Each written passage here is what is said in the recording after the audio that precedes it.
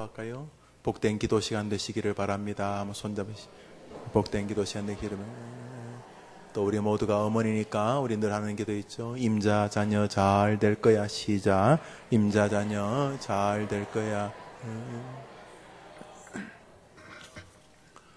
한때 한 교수가 아프니까 청춘이다 이런 유의 제목의 글을 써서 아주 공전의 히트를 친 적이 있습니다. 내용을 읽어보면은 젊은이들이 결국 희망을 노래하는 내용입니다. 청춘은 아프다, 그럴듯합니다. 요즘처럼 또 경쟁이 심한 시절에 청춘들이 하고자 하는 꿈과 할 수 있는 현실의 괴리 속에서 아파할 수 있다 생각을 합니다. 오늘 나오는 인물들의 3년 전을 생각해 봅니다. 오늘 읽었던 성경의 꽤 우리가 알만한 사람들이 많이 나옵니다. 2절을 보시죠. 시몬 베드로와 디도모라 하는 도마와 갈릴리 사람 나다나엘과 세베대의 아들들 야고보와 요한을 말합니다. 또 다른 제자 둘이 함께 있더니 우리가 성경에서 익히 들어본 인물들입니다. 3년 전 이들은 아픈 청춘들이었습니다. 아버지 배에서 함께 고기를 잡는 청년들이었습니다. 예수님이 나를 따라오라고 할 때에 누가 이 시골에서 나를 서울로 데려가 주기만 한다면은 나는 당장 이 시골을 떠날 거야 하는 젊은 처녀처럼, 젊은 총각처럼 이 베드로와 안드레 그리고 그의 다른 친척 야고보와 요한은 예수님이 나를 따라오라고 하는 순간 아버지 그물, 배, 어부라는 직업까지 다 버려두고 갈릴리라고 하는 시골을 탈출했습니다. 말씀하시되 나를 따라오너라. 내가 너희로 사람을 낚는 어부가 되게 하리라. 촌철살인 같은 말이죠.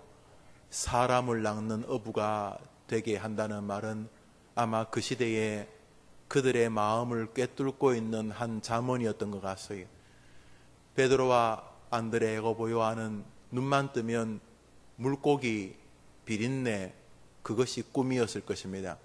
갈릴리 바다가 고기들이 꽤 풍성한 호수이지만 그래봐야 앞뒤가 제한되어 있는 호수지 바다가 아닙니다. 사막에서 워낙 물이 귀해서 담수, 민물이 너무도 귀했기 때문에 사람들은 갈릴리 호수를 바다라고 불렀을 뿐이지 바다 아닙니다. 태평양, 대서양, 인도양이 아니고 여기서 딱 뛰면 한나절이면 끝나는 호수였습니다. 이 젊은이들의 인생이 그 호수와 조그만 배에 있었습니다. 눈 뜨면 고기 잡고 고기 잡아서 팔고 뭐 좀 밀이나 바꾸고 또 고기 잡고 팔고 고기 잡고 팔고 늘 인생이 그랬습니다. 아프니까 청춘이다. 적합한 말 아니겠습니까? 머릿속에서 나는 언제까지 비린내 나는 물고기하고 살아야 되는가? 같이 고기 잡던 아버지를 보니까 나는 저 양반처럼 늙기 싫은데 나도 저렇게 되는 건가? 막 이런 이 젊은이들의 마음에 우리 주님께서 고기가 아니고 사람을 낚는 인생이 되게 하겠다. 야, 이거 괜히 큰 거 아닙니까? 너희들이 고기만 붙잡고 있는 게 아니라 너희들이 사람을 다스리는 인물이 되게 하겠다. 최소한 아침 저녁 힘들게 고기 잡으러 다니면서 힘 빼지 않고 좋은 자리에 앉아서 펜대 굴리면서 사람 부리고 어이 이리 가고 어이 저리 가고 사람을 다스리는 그런 본때 나는 직업 아마도 저분이 주시겠나 보다 그런 생각을 하고 예수를 쫓아 나갑니다. 야고보와 요한도 예외가 아닙니다. 다른 두 형제 곧 세베대의 아들 야고보와 그 형제 요한을 보시고 부르시니 저희가 곧 배와 부친을 버려두고 예수를 쫓으니라. 아주 그 불효자식 같은 느낌을 주는데 뭐 성경의 초반부에 야고보와 요한이 불효자식이라는 말을 하고 싶은 것 같지는 않아요. 불효자식으로 본 것 같지도 않습니다. 들리는 풍문에 자기 아이들이 예수라고 하는 굉장히 능력이 있는 신흥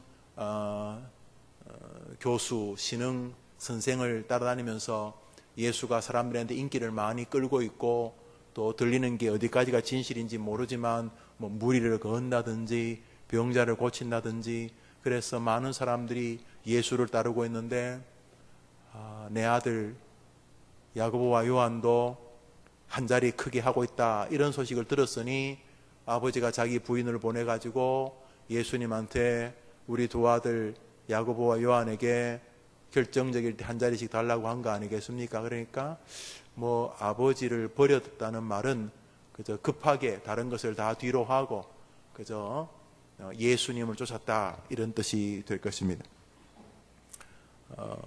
꽉 막혀있던 이 청춘들이 예수로 인하여 돌파구를 찾은 것입니다.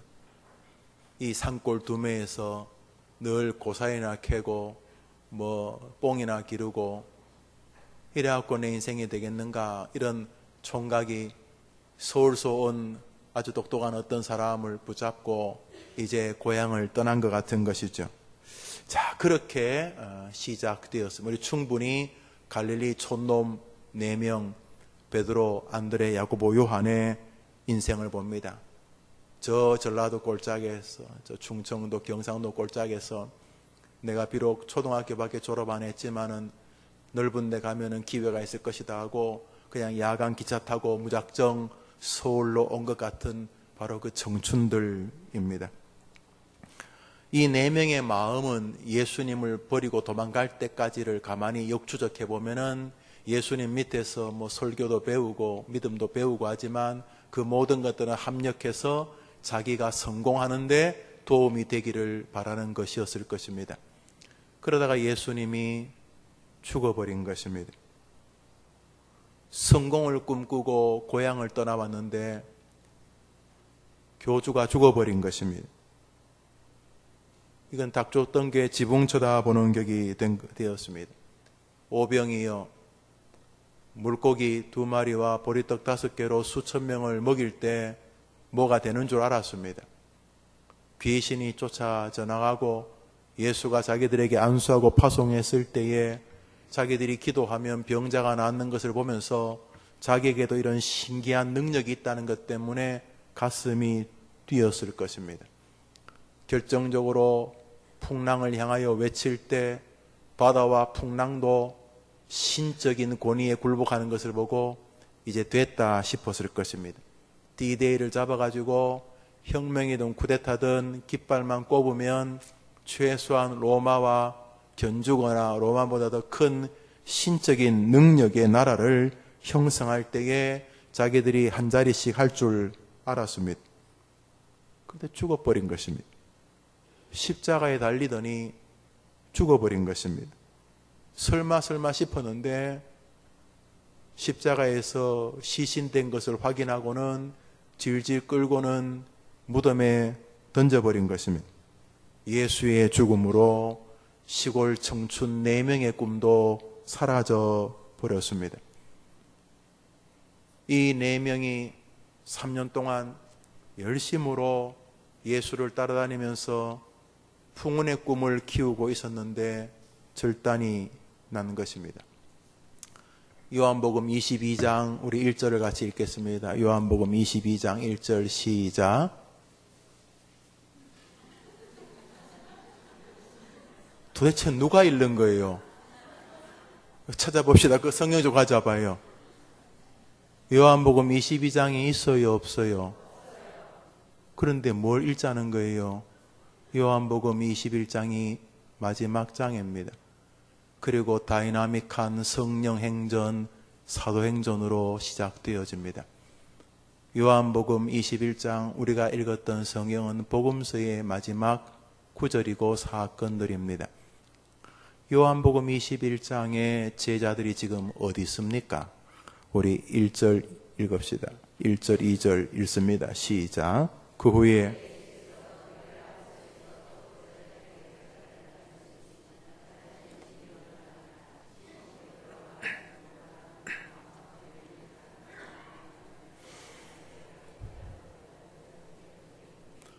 무슨 호수에 있다고 되어 있지요? 디베랴 호수. 디베랴라는 말이 갈릴리입니다. 갈릴리 호수. 아까 말했듯이 이스라엘 사람들은 워낙 물이 귀한 곳이었기 때문에 호수를 바다라 부르기를 좋아했어요. 우리가 왜 부모님 은혜가 크면 태산 같은 은혜라고 하잖아요. 부모님의 은혜를 비유하는 거지요. 바다 같다. 디베랴 호수란 말이 갈릴리 호수라는 뜻입니다. 요한복음 21장 3년의 끝에 그들은 다시 원래 물고기 잡던 그 자리로 돌아와 있습니다. 그랬는지 모르겠습니다. 그래, 송충이는 솔잎 먹고 살아야지. 내가 괜히 허파에 헛바람 들어가가지고 인생 3년을 날렸네.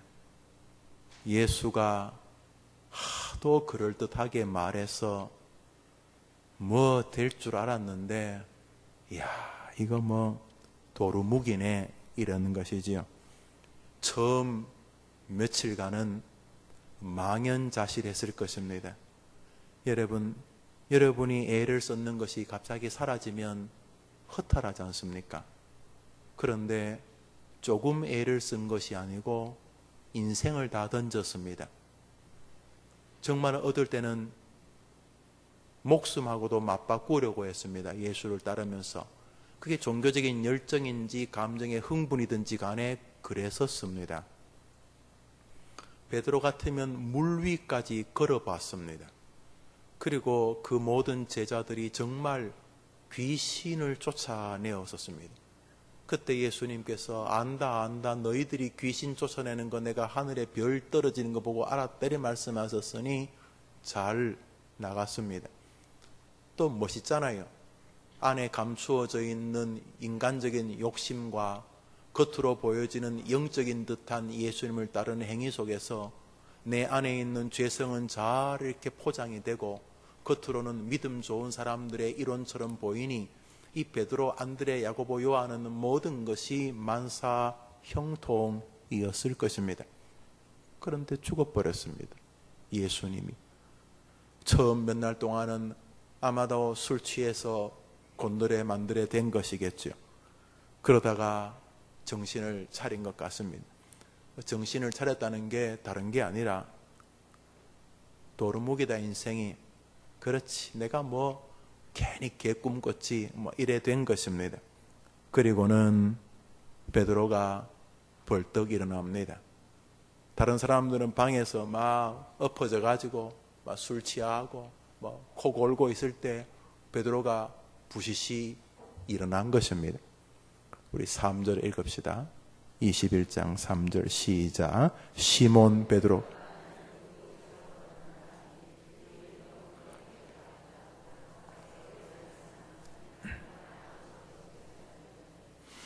마태복음 4장에서 예수님 말씀하셨습니다. 나를 따라오너라. 내가 너희로 사람을 낚는 어부가 되게 하리라. 3년 전이었습니다. 3년 뒤에 베드로가 말합니다. 나는 고기 잡으러 갈란다. 3년 전 고기 잡고 있던 어떤 청춘을 예수님께서 부르셨습니다. 사람 낚는 어부되자. 나를 따르라. 3년 뒤에 베드로가 말합니다. 술 취해 나자빠져 있는 그 사람들 보고 자네들 계속 자식에 나라도 정신 차려야지 이런 말이겠죠. 나는 고기 잡으러 갈란다 하고 벌떡 일어났습니다. 사람 낚는 어부가 되게 하겠다는 것에서 완벽하게 원위치 되어진 시간입니다. 그때에 다른 제자들도 이렇게 말합니다. 그들이 우리도 함께 가겠다 하고 그저 모두가 다 원위치가 되었습니다. 베드로, 안드레, 야고보, 요한까지는 이해되겠습니다만 도마 같은 사람, 나다나엘 같은 사람은 어부가 아닌 것은 확실합니다. 이들도 3년 동안 인생 패배자가 된 것 같아요. 예수님 따라다니면서 뭘 해야 될지를 모르는 인생의 좌표를 잃어버린 것 같아요. 베드로가 연장자였나요? 아니면 뭐 자칭 타칭 수제자였나요? 바람잡이였나요?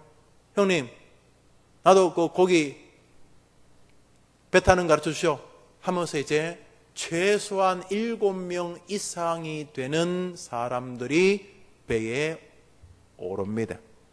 이제 3년 전의 실력을 가다듬으면서 고기를 잡기 시작합니다.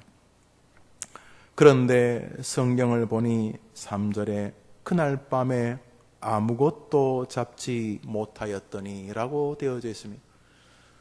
7명이 다시금 그물을 내리고 올리고 마음도 힘든 상태인데다가 고기라도 많이 잡으면 그거 팔아가지고 술이라도 한 잔 먹으려고 했는데 밤이 맞도록 그물을 내려도 낚은 것이 없습니다. 올라오는 것마다 빈 그물입니다. 마치 그들의 현재의 처지를 보여주는 것 같습니다.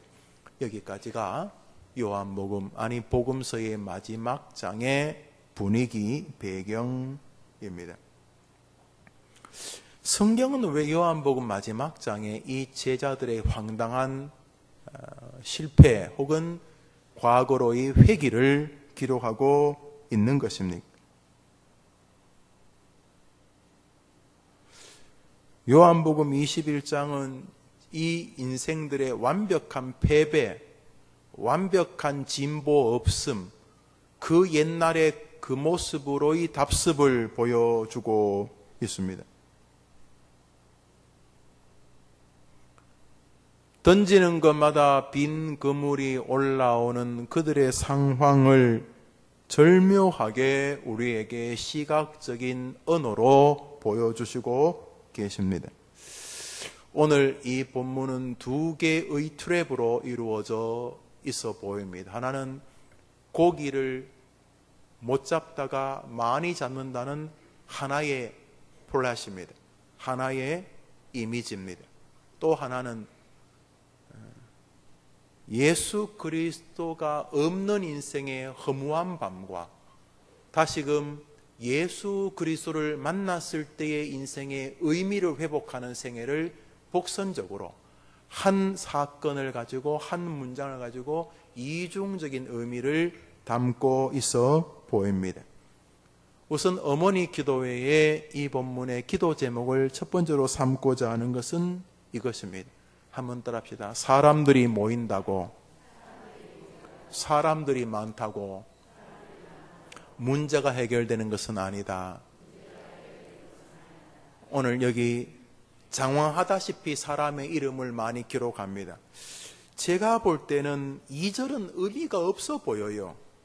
시몬 베드로와 도마와 나다나엘과 세베대의 두 아들과 또 다른 제자 둘이, 그러니까 7명 이상이 있다. 이름을 다 말하는 것도 아니고 어떤 사람은 이름도 말 안 하고 대신에 숫자를 자꾸 말하는 것으로 보입니다. 세어보니까 최소한 7명 이상입니다. 그 7명 이상이 있었다. 그게 뭐 그렇게 중요합니까? 별로 안 중요하잖아요. 오늘 사건의 제일 끝에 베드로야 너가 나 사랑하느냐, 너 나 사랑하느냐, 너 나 사랑하느냐 그 이야기 그리고 끝나는 것이죠. 베드로 이야기만 하면 될 것 같은데 근데 뭐 사람들이 최소한 7명 이상 있었다는 것을 말하고 싶어서 누구와 두 아들과 그리고 또 다른 2명의 제자와, 그러니까 이 배에 최소한 7명 이상이 올랐는데 이스라엘 사람들의 고깃배 정원이 3명 정도입니다. 갈릴리 바다에서 무슨 항공모함 같은 배는 있을 수가 없어요. 갈릴리 바다에서 고기 잡는 정원이 3명 정도입니다. 보십시오. 아버지와 세베대의 2 아들 웬만히 큰 배는 대지도 못하고요. 호수에 무슨 구축함을 넣겠습니까? 호수에서 물고기 잡는 배는 고만고만해요. 그러니까 보통 2명이 가거나 혹은 홀로 잡기도 하고, 많으면 3명인데 이놈의 배는 지금 7명이나 탔어요. 고기 잡겠다고. 7명이 탔으니까 배가 흔들리거나 무너지지만 않으면 그물을 내리는 속도나 그물을 당기는 속도가 빠르겠지요. 한 마리도 못 잡았습니다. 밤이 맞도록 수고했지만 한 마리도 못 잡았습니다. 여러분의 자녀들의 인생에 많은 사람이 옆에서 도와주는 거 나쁘지 않습니다. 그러나 결정적으로는 여러분이 사랑하는 자녀 옆에 수십만 명이 있다고 해서 여러분의 아이들이 축복된 생애가 되는 것은 아닙니다. 두 번째로 오늘 본문이 말하고자 하는 것은 이것입니다. 한번 따라합시다. 예수님 곁에 있다고 문제가 해결되는 것은 아닙니다. 이들이 고기 잡는 바로 그 갈릴리 호수에 예수님 와 계셨습니다. 예수님 불 피워놓고 그들이 고기 잡는 거 보고 계셨습니다. 그들은 갈릴리에 있고 예수님은 저 사마리아에 계시지 않았습니다. 그들은 갈릴리에 있고 예수님은 대한민국에 계시지 않았습니다. 바로 그 갈릴리 호수에 주님 거기 계셨습니다. 주님이 말하면 들리는 장소에 그들이 있었습니다. 주님과 아주 가까이 있었습니다. 여러분의 자녀들이 주님과 가까운 곳의 상징인 교회 근처에 있는 것은 귀한 일입니다. 주님이 부를 때에 고기 많이 잡았느냐? 별로 못 잡았습니다. 저 주님 아니냐? 들리고 보일 만한 장소에 여러분의 자녀들이 있는 것은 귀한 것입니다. 그러나 여러분의 자녀들이 예수님과 굉장히 가까운 거리에 있다고 할지라도 그들의 안에 축복의 열매가 거두어지는 것은 아니라는 사실입니다. 세 번째로 문제 해결의 길이 여기 이렇게 등장을 합니다. 5절 6절을 같이 읽읍시다. 읽습니다. 시작. 예수께서 이르시되 얘들아 너희에게 고기가 있느냐? 대답하되 없나이다. 이르시되 그물을 배 오른편에 던지라. 그리하면 잡으리라 하시니 이에 던졌더니 물고기가 많아 그물을 들 수 없더라. 한번 더 합시다. 문제가 해결되는 길은 말씀과 순종이 만나는 자리입니다. 주님께서 말씀하십니다. 얘들아 고기 많이 잡았느냐? 아마도 동네 밤잠 없으신 분이 새벽에 일찍 나온 줄 알았겠죠. 멀리서 들리는 소리니까 무리의 파동에 흔들려서 소리가 맑게는 들렸는지 모르지만 정확히 못 들었는 것 같아요. 예, 어르신 못 잡았습니다. 이렇게 말합니다. 그때 예수님이 말합니다. 배 오른편에 그물을 던지라. 그리하면 잡으리라 하시니 이에 던졌더니 물고기가 많아 그물을 들 수 없더라. 어떤 신적인 힘이 있었나 보지요. 없어요. 이제 그만할래요. 손 다 부르텄어요. 이제 그만할래요. 이럴 수도 있는데 아무도 그 말에 반발을 하지 않고 배 오른편에 그물을 던집니다. 그 짧은 순간입니다. 예수님 말씀하십니다. 얘들아 고기 많이 잡았느냐? 없습니다. 배 오른편에 그물을 던져라. 한 2문장 정도지요. 있느냐? 없습니다.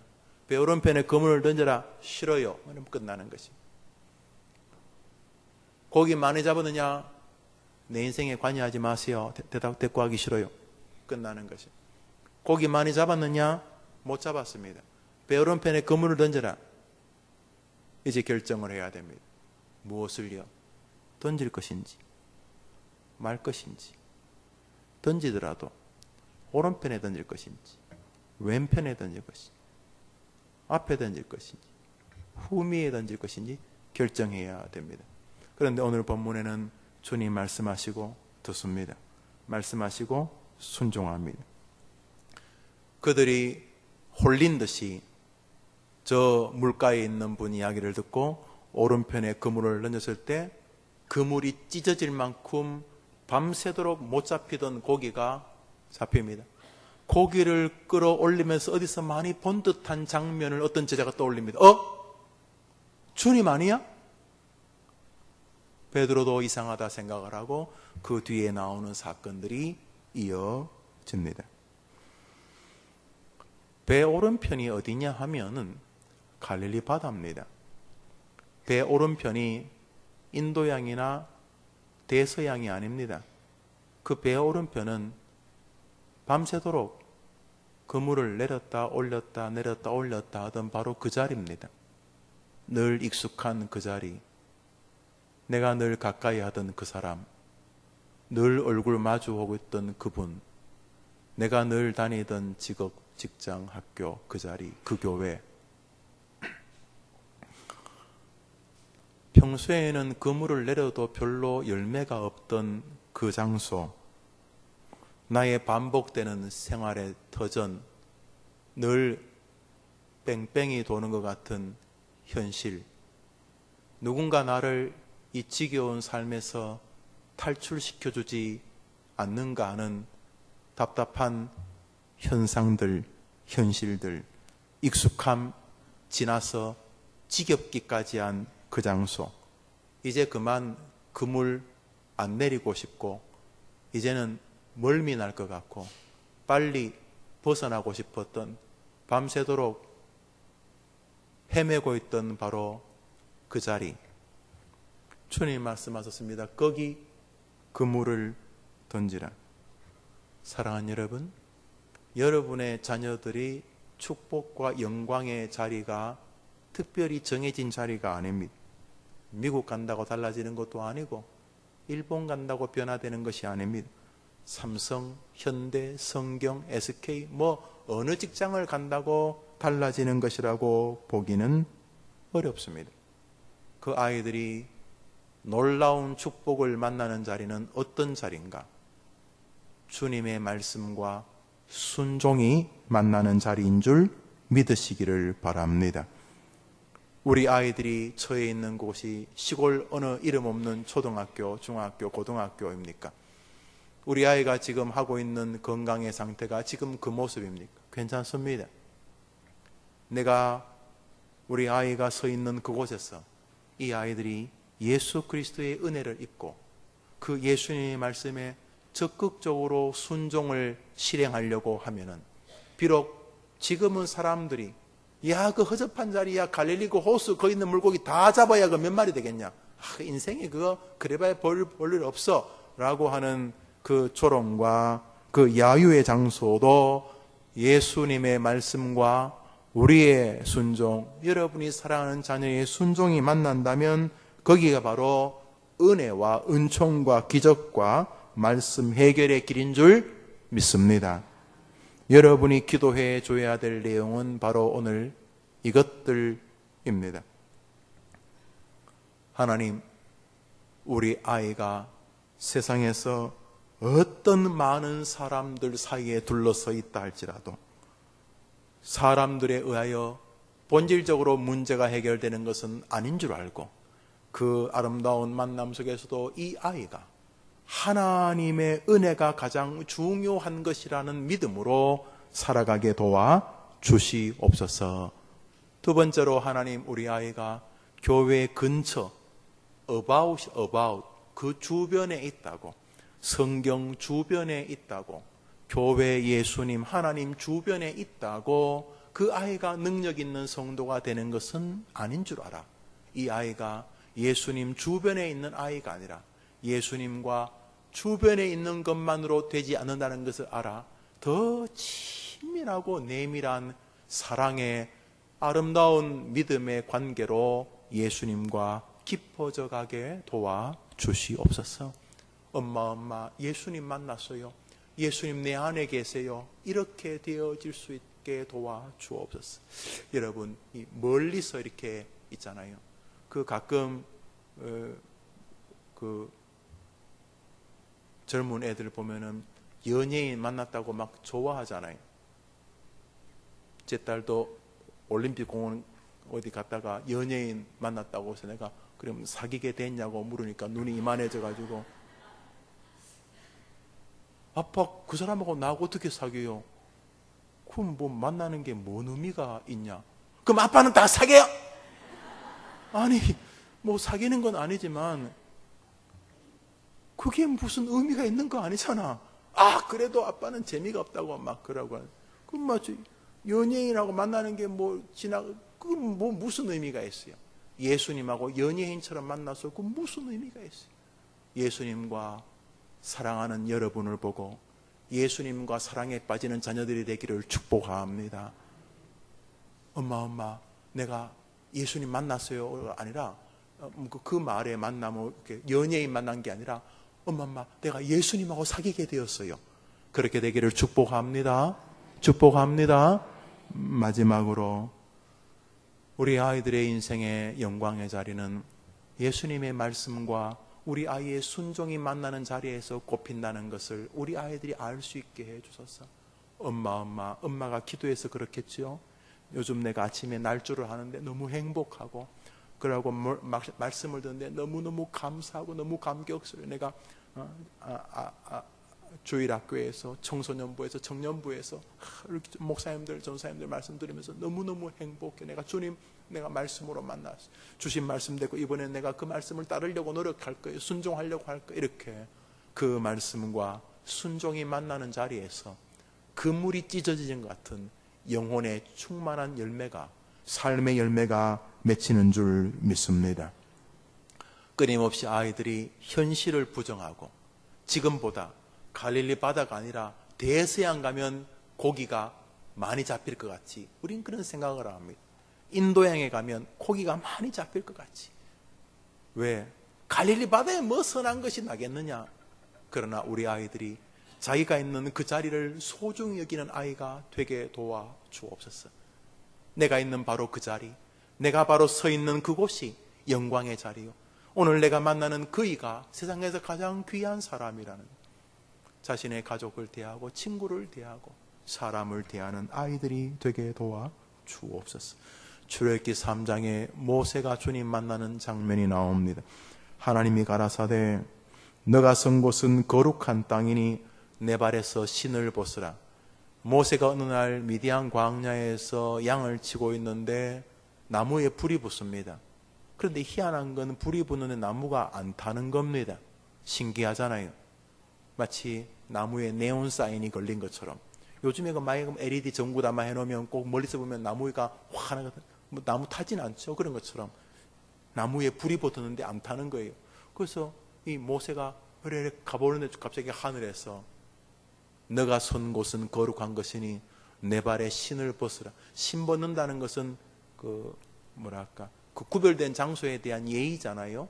그리고 과거에 신을 벗는 것은 종의 상징이었다는 거예요. 우리가 보통 신을 벗는다는 건 신이 더럽다는 것을 상징하는 거죠. 물론 발이 더 더러운 사람이 있어요. 에어컨을 고치러 어떤 분이 한번 오셨는데 열심히 일을 하셔서 그랬었을 거예요. 에어컨을 고치는 동안 그 발냄새가 너무 대단했어요. 그분이 다 고치고 가서 몇 시간 동안 그 냄새가 안 사라져가지고 페브리즈를 막 뿌렸다. 고 하시는 분의 이야기를 들은 적이 있어요. 여튼간에 그러나 보통 신을 벗는다는 것은 신이 더럽다는 것을 상징하는 것이죠. 그런데 거기 말입니다. 미디안 광야요. 너가 선 곳은 거룩한 곳이니 네 발에 신을 벗으라는 그 미디안 광야가 어떤 곳입니까? 어제도 양치던 곳이에요. 언제 동안? 40년 동안. 미디안 광야가 무슨 궁궐이 아니고 어제 그 자리라니까요. 어제 그 자리. 어제 그 부목사 하던 맨 그 교회. 그저께도 그 가게. 지금 몇 년째 하고 있는 그 학원. 늘 아침에 얼굴 마주보는 그 애들. 무슨 하나님이 신발 벗으라 하고 네가 선 곳은 거룩한 곳이, 거기가 어디냐 하면 그 자리에 늘 내가 늘 살던 그 자리. 찢고 뽑고 양 찾으러 가다가 넘어지고 엎어지고 그 자리. 양 똥 싸면 똥 피하러 다니고. 여러분 유럽의 풀밭이 멋있죠? 유럽 가면 풀밭이 멋있어요. 들어갔다가는 개똥 밟습니다. 얼마나 개똥들이 많은지 풀밭에. 미디안 광야가 거기예요. 거기 그 더러운데 거기 늘 찢고 뽑던 그 자리. 모세가 하나님을 만나고 사명을 받고 이스라엘의 가장 위대한 영웅이 되는 그 자리가 어디 특별한 장소가 아니에요. 늘 내가 살던 바로 그 자리. 늘 고기 잡았던 그 갈릴리 바다. 내가 있는 그곳에서 주님의 음성에 내가 순종하면 그 자리가 영광의 자리, 기적의 자리, 축복의 자리가 되는 줄 믿습니다. 말씀을 맺으며 기도하려 합니다. 하나님, 우리 아이가 세상을 살면서 자기를 도와주는 사람들이 많으면 좋지만은, 그러나 사람이 아무리 많고 배경이 아무리 좋아도 하나님에 의하여 인생이 결정되는 것인 줄 알아. 자신이 가진 학벌이나 힘 이런 것만 의지하지 말고 평생 인생은 하나님의 손에 달렸다는 이 단순하고도 명백한 진리를 늘 마음에 새기며 살아가게 도와주옵소서. 두 번째로 여러분이 기도할 제목은 우리 아이들이 교회 근처에 있다고 그저 주일학교 들락거리고 이렇게 교회 왔다 갔다 하고 뭐 교회가 시키는 일하고 그런다고 해서, 예수님 근처에 있다고 해서 그 아이 인생이 축복되는 것은 아닌 줄 알아. 그 아이들이 이렇게 멀리 있지 말고 예수님 안에 들어가고 예수님이 자기 안에 들어오는 아이들이 되게 도와주옵소서. 맥주가 맥주가 막 이렇게 거품이 막 이렇게 따라내 파래. 맥주가 막 거품이 막 남는데 그 위에 있는 거품을 마시는 것을 맥주 마셨다고 안 하잖아요. 입맛 다시지 마세요. 이제 맥주를 이렇게 뭐 코미디에 그런 건 나오잖아요. 이렇게 처음 만나는데 남자가 용기를 내서 맥주 한잔 하실래요? 저는 술 못해요. 그런데 남자가 이렇게 따르다가 갑자기 막 거품이 넘으니 갑자기 아가씨가 입부터 먼저 갔다. 그런 코미디 있잖아요. 거품을 먹는 것을 맥주를 마신다 이렇게 말하기는 어렵죠. 벌컥 물을 들여 마시는 것을 마신다고 하는 것처럼 우리 아이가 교회의 분위기, 찬송 부르고 뭐 반주하러 쫓아다니고 노래 부르고 뭐 성경고사 나가서 시험 치고 뭐 그런다고 해서 이 교회의 분위기에 가까이 한다고 해서 그 아이들이 예수님 곁에 있는 것이라고 말하기는 어렵습니다. 그건 여러분도 알고 애들도 알고 하나님도 압니다. 같은 갈릴리 바다, 같은 갈릴리 호수 공간에 있었지. 예수님 말하는 거 들을 수 있는 장소에 있었지만 그들은 여전히 그 밤새도록 실패하고 있었습니다.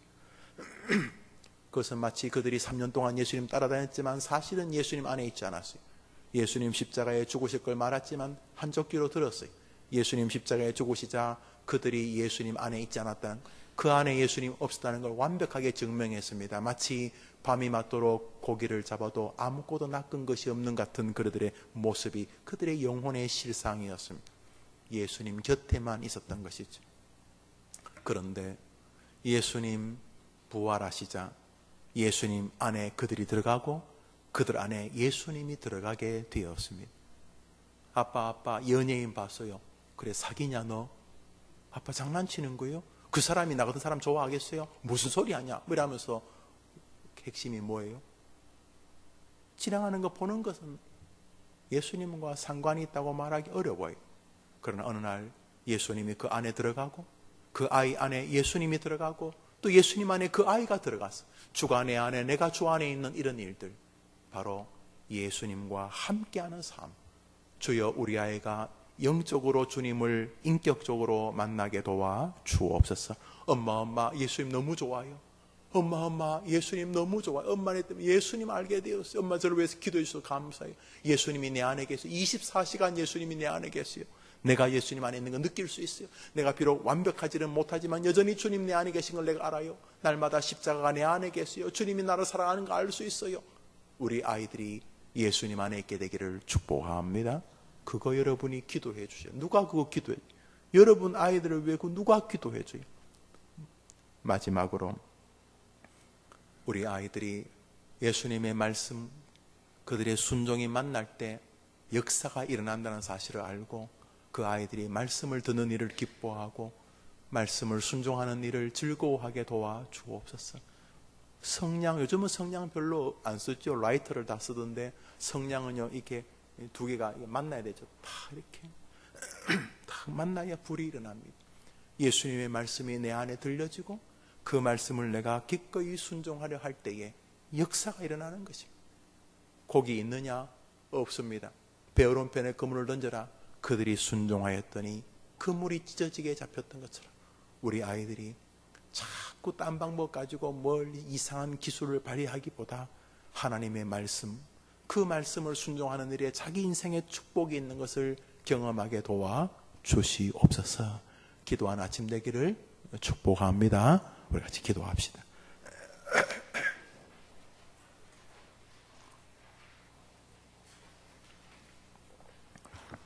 우리 첫 번째로 기도할 것은 우리 아이들이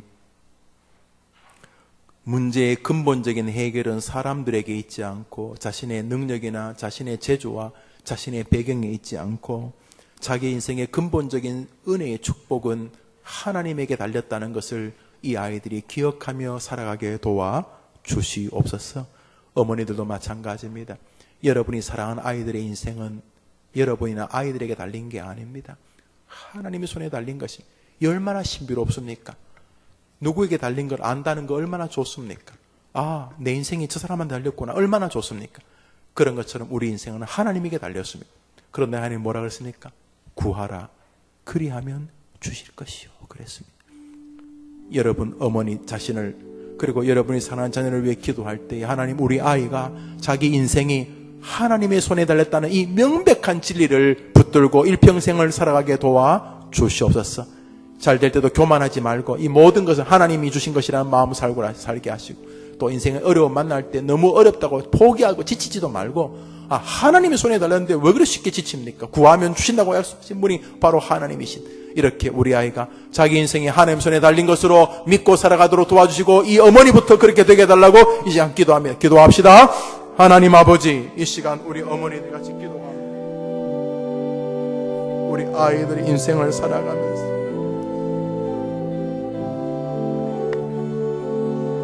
마음속에 그 믿음을 주시기를 원합니다. 인생의 침체에 빠지는 우리 아이들 이 명백하고 단순한 진리 하나님의 손에 달렸다는 이 단순하고도 명백한 하나님의 교리를 우리 아이들이 믿음으로 걸어가며 살아가게 도와주시옵소서. 무엇을 하든 어디에 있든 주님을 의지하며 살아가게 도와주시기를 원합니다. 베드로, 도마, 나다나엘, 야고보, 요한 그리고 또 다른 제자 최소한 7명 이상이 그물을 던지지만 아무것도 낚은 것이 없었던 것처럼 문제 해결의 길이 믿음의 대상이 사람이 아닌 것을 기억하고 자신의 배경이나 자신의 능력이 아님을 기억하고 모든 문제 해결책 우리 주님에게 있다는 마음을 가지고 살도록 도와주시기를 원합니다. 특별히 우리 어머니들 자녀의 한계로 인하여 힘들어하고 괴로워한다면 주님에게 있다는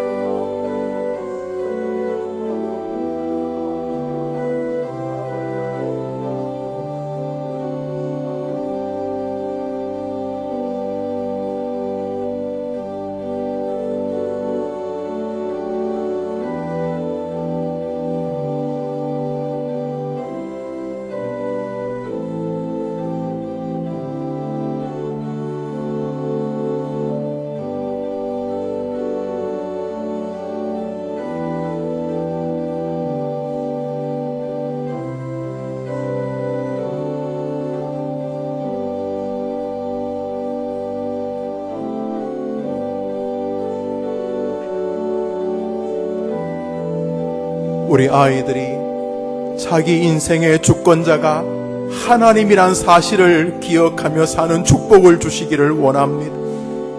하나님의 손에 나의 인생과 나의 운명이 달렸다는 이 명백하고도 단순한 믿음을 가지고 살도록 도와주옵소서. 우리 한제모로도 기도합니다. 우리 아이들이 교회 생활을 안 한 아이들이 교회에 오게 도와주시고, 또 믿음 생활 잘하지 않는 아이들이 믿음 생활 잘하도록 도와주시되, 우리 아이들이 교회를 다니는 것만으로 충분한 것이 아니다. 교회의 형태만을 가지고 사는 것 충분한 것이 아니다. 내가 예수님을 내 영혼이, 내 내면이 실제적으로 내가 예수님 만나야 된다. 우리 부모님, 엄마가 예수님 믿는 게 그게 중요한 게 아니다. 내가 모태신앙 그게 중요한 게 아니다. 내가 교회에서 어릴 때부터 자랐다 그게 중요한 게 아니다. 내게 중요한 것은 예수님과 내가 진실로 내 영혼과 영혼과 내 육체와 육체가 만나는 것이, 아, 주님 살아계시는구나. 아, 주님이 정말 나를 사랑하셔서 자기 목숨까지 내어주셨구나. 아, 주님이 나를 긍휼히 여기시는, 지금도 주님이 나와 함께 하시는구나. 이렇게 우리 아이들이 예수님을 인격적으로 만나게 도와주옵소서. 이 시간 기도하셔야 합니다. 특별히 교회에 익숙한 아이들은 위험해요. 익숙한 것이 마치 자기가 주님의 안에 있는 것 같은 느낌을 받기 때문에 그래요. 차라리 예수 안 믿는 아이들은 인생이 어려우면 예수님께 매어 달리는데, 어렴풋이 교회를 다니는 아이들은 자기가 마치 종교를 다 아는 것처럼 하기 때문에 이 갈릴리 바다 앞에 있던 제자들처럼 밤이 맞도록 뭐 하기는 하는 것 같은데 아무것도 낚지를 못해요. 오 주님, 우리 아이들이 예수님을 진실로 인격적으로 자기의 주님으로 만나게 도와주시옵소서. 기도합시다. 하나님 아버지, 이 시간 기도합니다. 이 시간 간구합니다. 은혜를 내려주시기를 원합니다.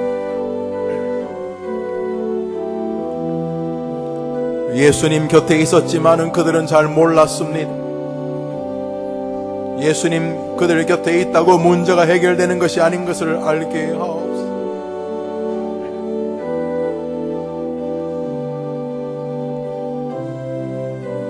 예수께서 가라사대 내게 손을 댄 자가 누구냐 하시니다 아니라 할 때에 베드로가 가로되 주여 무리가 옹이하여 미나이다. 제 아들이 여짜오되 우리가 애워싸 미는 것을 보시면 누가 내게 손을 대었느냐 물으시니, 하나님 아버지, 12의 혈루병 걸린 여인 옆에 예수님 계셨지만은 그 많은 사람들이 아무리 예수님 만지고 밀고 당기고 해도 문제를 해결받은 사람은 그 12의 혈루병 걸린 여인밖에 없었습니다. 인격적으로 주님을 만나고 인격적으로 주님을 의지하는 우리의 아들, 딸들이 되게 해 주옵소서. 우리 아이들이 예수님 만나면 문제가 해결되어집니다. 우리 아이들이 주님 만나면 문제가 해결되어집니다. 주님 만나면 문제가 해결되어집니다. 아버지, 우리 아이들이 주님 만나면 모든 문제가 해결되어집니다. 주님만이 문제를 해결하십니다. 주님만이 문제를 해결하십니다. 사랑하는 우리 모든 성도들, 주님만이 문제를 해결하심을 알고 믿음의 길을 걸어가게 도와주옵소서. 주님만이 문제를 해결하십니다. 아버지, 주님만이 놀랍게도 문제를 해결하십니다.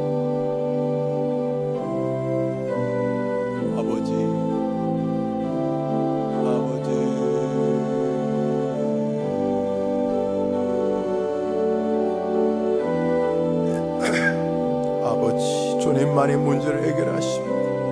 우리 아이들이 주님 만나게 도와주옵소서. 오늘 설교의 마지막 기도 제목은 예수님의 말씀과 우리의 자녀들의 순종이 만나는 자리에 놀라운 은혜의 기적이 꼽힌다는 것입니다. 그러기 위해서는 아이들이 말씀을 먼저 들어야 되겠지요. 듣지도 못하는데 어떻게 순종을 하겠습니까? 주님, 우리 아이가 날마다 성경을 읽고 하나님의 음성을 듣게 해 주옵소서. 우리 아이들이 날마다 성경을 설교로 듣고 주님 만나게 도와 주시옵소서. 문제 해결은 말씀과 순종이 만나는 자리에 있는 우리 아이들이 날마다 날조를 비롯하여 말씀을 읽고 말씀을 듣고 그 말씀에 순종하는 말씀 주변의 삶이 되게 해 주시옵소서. 우리 아이들의 말씀 생활에 복을 내려 주시옵소서. 우리 아이들 곁에 훌륭한 설교자들을 보내어 주시옵소서. 아이가 날마다 날조를 통해 주님의 음성을 듣게 하여 주시옵소서. 같이 기도합니다. 하나님 아버지, 인생의 문제가 해결되는 것은 말씀과 순종.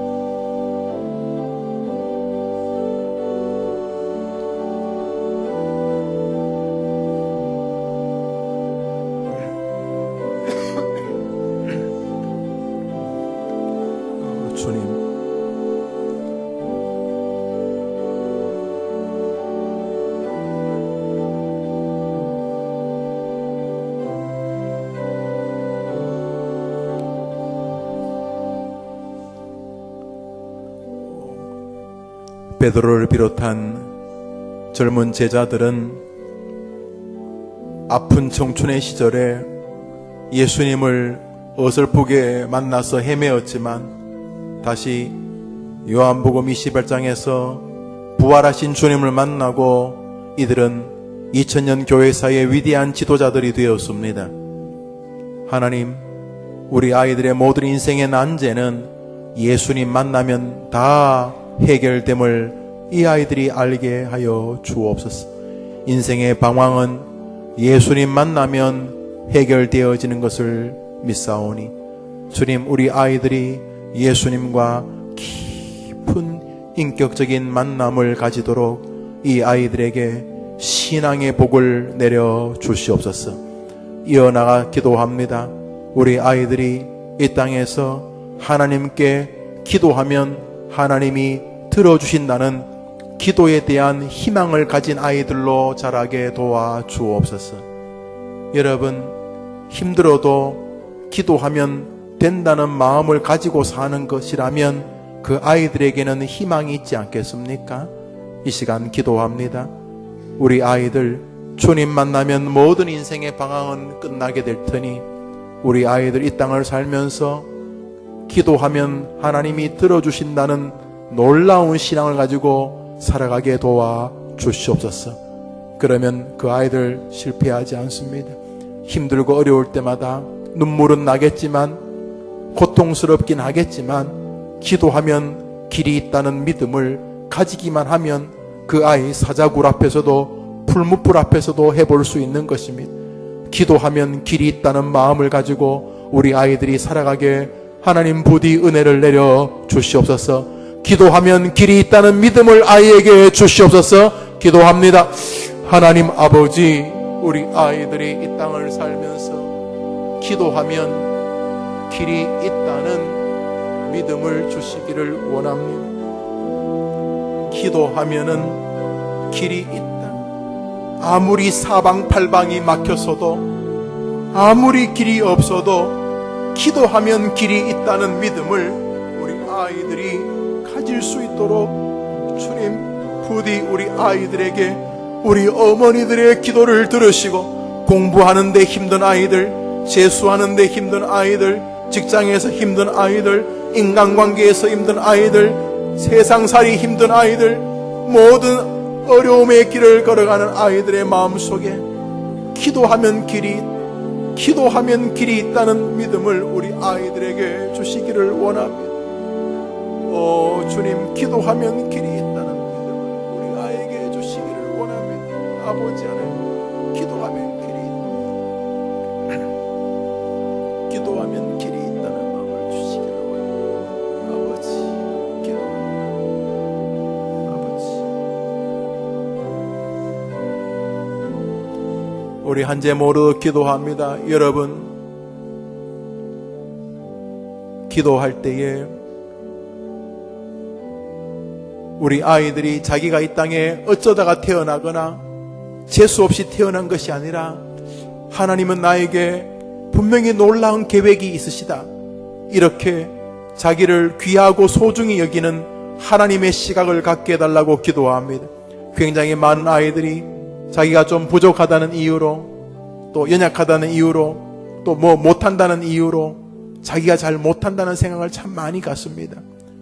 마음속에 우리 아이들이 비록 믿음이 부족하다 할지라도 하나님이 나를 일부러 힘들게 이 땅에 창조하지는 않았지 않겠는가? 분명히 하나님은 내게 무슨 계획이 있을 거야. 하나님이 못된 분이 아니라면 분명히 나에게 좋은 계획이 있을 거야 라는 마음, 다른 사람이 인정해주고 다른 사람이 세워주지 않더라도 여러분의 기도를 통해서 엄마, 내가 다른 애보다 뭘 꼭 잘하는 건 아니지만 그럼에도 불구하고 하나님이 나를 이 땅에 만드신 이유는 분명히 있어. 하나님은 나를 분명히 귀한 뜻을 가지고 보내셨어. 이렇게 생각하고 이렇게 살아가는 우리 아들과 딸들이 될 수 있도록 자기를 이 땅에 보내신 하나님에 대한 소망을 갖고 살게 해달라고 기도합니다. 기도합시다. 하나님 아버지, 이 시간 우리 아이들을 위해 기도합니다. 인생을 살면서 어려움과 곤경과 고난의 길 앞에서 스스로 자조하고 냉소적으로 나는 못해, 나는 할 수 없어, 나는 불행해, 나는 불행한 가정에서 태어났어, 나는 몸도 약해, 나는 잘생기지도 못해서 공부도 못해, 돈도 없어, 우리 집안은 없고 못하고 부족한 것만을 외치지 말고 나를 이 땅에 보내신 분은 하나님이셔. 나에게는 하나님의 놀라운 계획이 계셔. 하나님은 나를 통해 영광을 받고 싶어 하셔. 이렇게 자기를 귀하게 여기고 자기를 소중히 여기는 우리 아이들이 될 수 있도록 주님 도와주시기를 원합니다. 우리 하나님 그 은혜를 내려주옵소서. 아버지,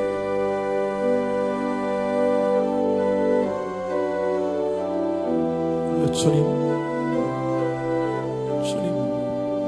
우리 아이들에게 그 은혜를 내려주시기를 원합니다. 아버지,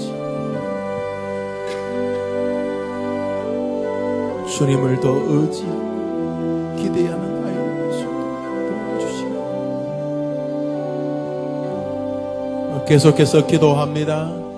하나님, 우리 아이가 그런 기조에 서서 삶을 냉소적이고 비관적으로 보지 말고 희망과 감사를 노래하며 살 수 있도록 도와주옵소서. 이렇게도 좋은 일을 주셨으니 앞으로 더 좋은 일을 주실 거야. 지금 비록 내가 어려움을 겪고 있지만 주님은 나를 아시고 훈련하시는 거야. 분명히 고난 가운데도 감사가 있어. 하나님은 나를 훈련하신 다음에 정금같이 쓰고 싶으신 거야. 이렇게 범사에 감사하며 살아가는 아이가 되게 도와주시옵소서. 여러분, 불평하고 사는 사람이 있는가 하면 감사하며 사는 사람이 있습니다. 심리적인 기제의 문제가 아닙니다. 기독교인들에게는 신앙의 문제입니다. 감사는 어떤 결과가 긍정적으로 도출되었기 때문에 보이는 마음의 표현법이 아닙니다. 감사는 신앙입니다. 하나님이 계시기 때문에 감사하는 것입니다. 주님, 우리 아이가 하나님에 대한 신뢰를 가지고 이 세상을 원망과 불평이 아니라 감사로 살아가게 도와주시옵소서. 엄마 요즘 너무 감사해요. 생각해보니까 정말 예수님 너무 감사해요. 내가 우리 집에 태어난 것도 너무 감사해요. 엄마가 엄마여서 너무 감사해요. 우리 해림교단에서 너무 감사해요. 우리 아이들이 감사의 삶으로 살아갈 수 있도록 주님 도와주시옵소서. 여러분 기도하셔야 합니다. 기도 안 하면 이 시대는 불평의 시대입니다. 여러분이 기도하면 그런 역사가 일어날 것입니다. 동일하게 우리 아이가 귀한 믿음의 언어를 사용하게 도와주옵소서. 죽겠다, 못하겠다, 불행하다 이런 게 아니라 희망이 있다, 소망이 있다, 기도하면 들어주신다, 하나님 살아계신다, 하나님은 나에게 뜻이 계신다, 이렇게 우리 아이가 믿음의 언어, 신앙의 언어를 사용하며 감사의 삶을 살게 해 주시옵소서. 여러분 거듭 말하지만 여러분 아니면 이렇게 기도해 준 사람 없어요. 여러분의 딸과 여러분의 아들에게 이렇게 기도해 준 사람 없어요. 주여 우리 아이들이 감사와 소망으로 살아가는 믿음과 언어의 주인공이 되게 하여 주시옵소서. 생명의 말을 하며 살아가게 도와주시옵소서. 기도합시다. 하나님 아버지, 사랑하는 우리 자녀들이 감사의 생활을 걸어가고 믿음의 언어로 살아가도록 도와주시옵소서.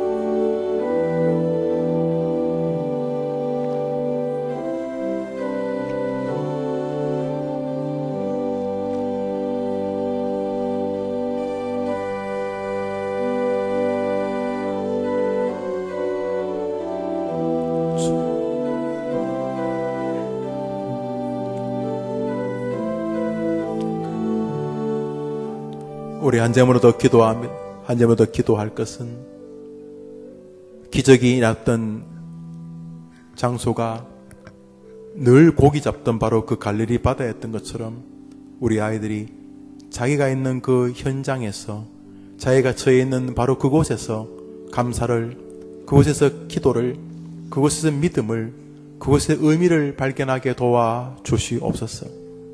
난 이 집구석 싫어요.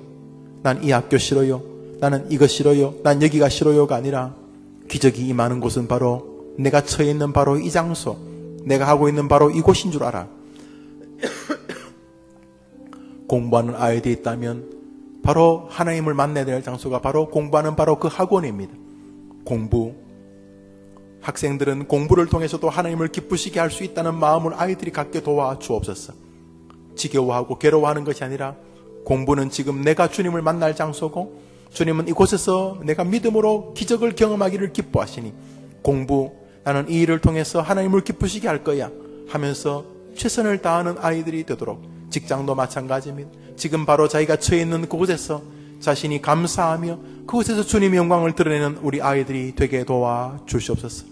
지금 다니는 직장 죽기처럼 싫어요. 지금 다니는 학교 싫어요. 지금 뭐가 싫어요가 아니라 지금 있는 바로 그곳에서 주님의 은혜를 체험하는, 내가 있는 현장을 소중히 여기는, 내가 처해 있는 그 장소를 귀하게 여기는, 내가 처해 있는 그 시간을 가치 있게 여기는 우리 아이가 되게 도와주시옵소서. 이어서 여러분의 개인의 아이들의 기도 제목을 드립니다. 각 가정마다 드리는 제목이 있을 것입니다. 공부합니까? 고3입니까? 재수합니까? 질병이 있습니까? 직장인, 결혼 문제입니까? 경제적인 문제, 인간관계 문제입니까? 여러분들이 시간, 여러분의 자녀들의 이름을 부르면서 여러분이 기도하십시오. 어머니, 그 위대한 이름 어머니만이 가지는 기도로 하나님께 나아가십시오. 여러분의 자녀가 훌륭한 아이면 좋습니다. 여러분 생각에도 우리 아이는 정말 부족하고 믿음도 없고 폐악해서 괜찮습니다. 기도는 여러분의 아이를 능히 바꿀 만한 능력이기 때문입니다. 대신에 정직하고 진실되게 그리고 간절하게 기도합니다. 주여, 우리 아이가 있는 그곳에서 주님을 더 높이며 더 나아가 아이의 연약한 부분들을 하나님이 도와주시옵소서. 아이들의 문제 하나하나 놓고 기도합니다. 기도합시다. 하나님 아버지, 이 시간 우리가 기도합니다.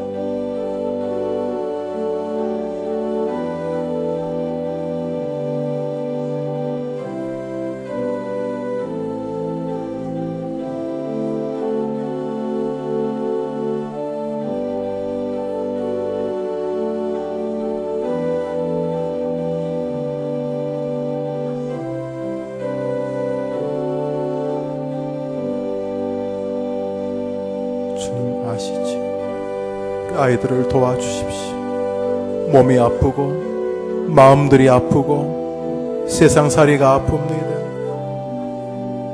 영적으로 정신적으로 많이 힘드시죠. 아이들 도와주십시오.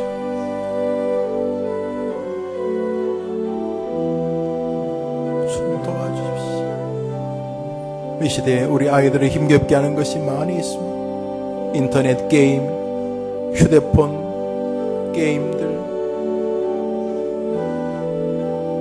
너무 많은 시간들을 빼앗깁니다. 친구들과 분들과 아버지, 어머니의 기도의 역사함이 있는 줄 압니다. 예루살렘의 딸들아, 너와 너희 자녀를 위하여 울라라고 말씀하시고,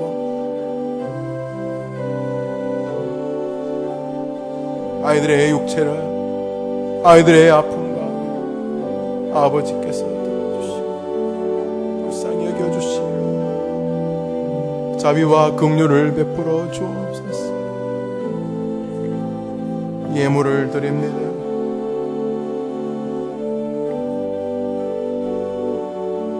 주님께 기도하고 주님의 필요를 채우시고 있어야 될 것을 친히 공급하옵소서. 성령님 저들을 도우소서.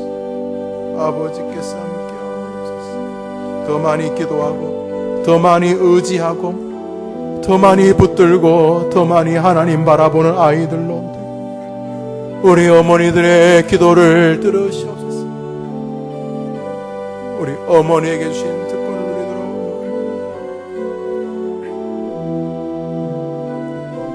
누리도록 기도를 마무리하십니다. 기도를 마무리하십니다.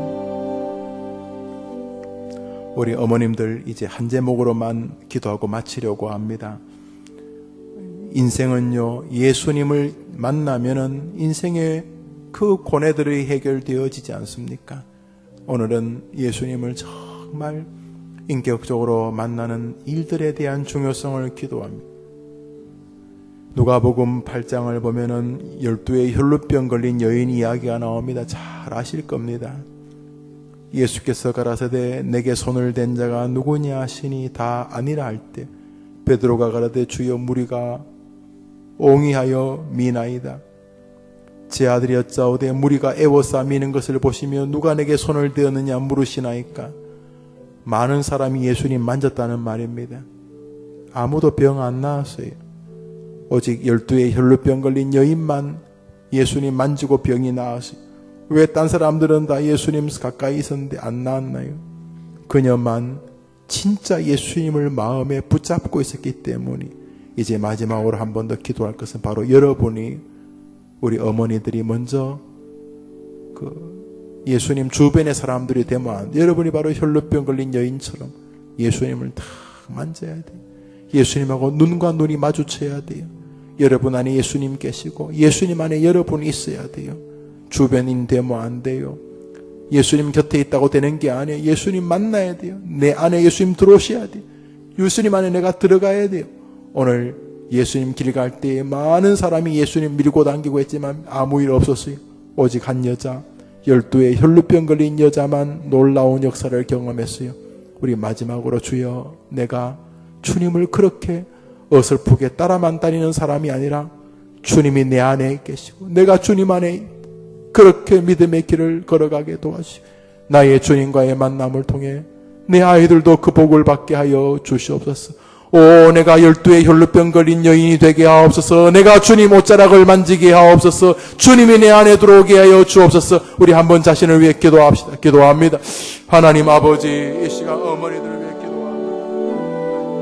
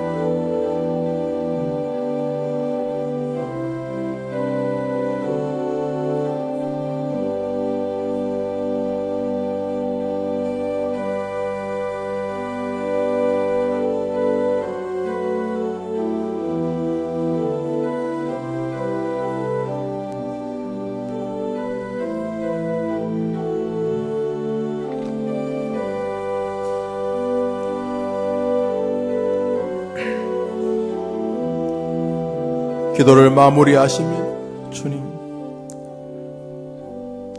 하나님 아버지 감사합니다. 우리 사랑하는 아이들이 자기가 선 자리를 원망하지 말고 자기가 서 있는 그 자리 주님이 임하시고 주님의 말씀이 임하고 내가 순종하면 내가 있는 바로 그 자리가 기적의 자리가 될 것을 믿고 우리 아이들이 소망으로 살아가게 도와 주시옵소서. 학벌이 문제가 아니고 환경이 문제가 아니고 세월이 문제가 아니라 주님 만나면 되어진다는 믿음을 가지고 우리 아이들이 말씀에 의지하여 그물을 내리는 그런 아름다운 제자들로 살아가게 도와 주시옵소서. 우리 어머니들의 기도를 들으시고 우리 아이들이 예수님을 인격적으로 만나 엄마 주님이 내 안에 계세요 라고 말하는 생애의 주역들 되게 하여 주시옵소서. 예수님의 이름으로 기도합니다. 아멘. 할렐루야. 우리 시간 처음 나오신 어머니가 있습니다. 조은순 권사님 인도하셨습니다. 엄경자 어머님 한번 자리에 나시겠습니까? 엄경자 어머님 우리 한번 크게 박수하겠습니다. 잘 오셨습니다. 예, 잘 오셨습니다. 잘 오셨습니다. 기도하는 어머니의 자녀가 망하는 적이 없다. 우리 가톨릭, 그때는 가톨릭도 아니고 기독교도 아니고 기독교 하나밖에 없었죠. 어거스틴이 모니카의 기도를 통해 귀한 인물이 되었던 것을 우리가 다 아는데 그 시대에 교황이었던 암브로스가 한 말이었습니다. 기도하는 자식이 망하는 법이 없다. 그래요, 그렇죠. 예. 기도하는 어머니들로 살아가시기를 바랍니다. 수요일 오전에는 기도에 이렇게 불을 붙여서 수요일만 기도하는 게 아니고 늘 돌아가셔서 늘 아이들을 마음에 품고 계속 기도하십시오. 기도는 역사하는 능력이기 때문입니다. 우리 구호하겠습니다. 나는 기도하는 나의 자녀는